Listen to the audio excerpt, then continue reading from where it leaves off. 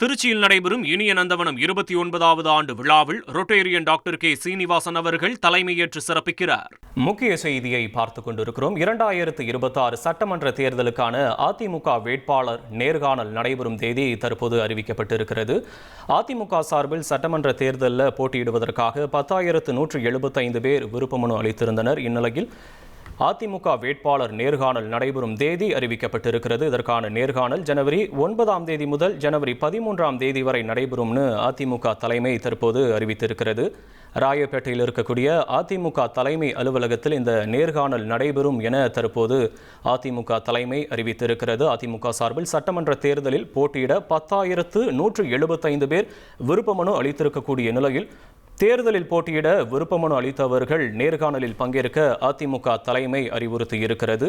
திருச்சியில் நடைபெறும் இனிய நந்தவனம் 29வது ஆண்டு விழாவில் ரொட்டேரியன் டாக்டர் கே சீனிவாசன் அவர்கள் தலைமையேற்று சிறப்பிக்கிறார்.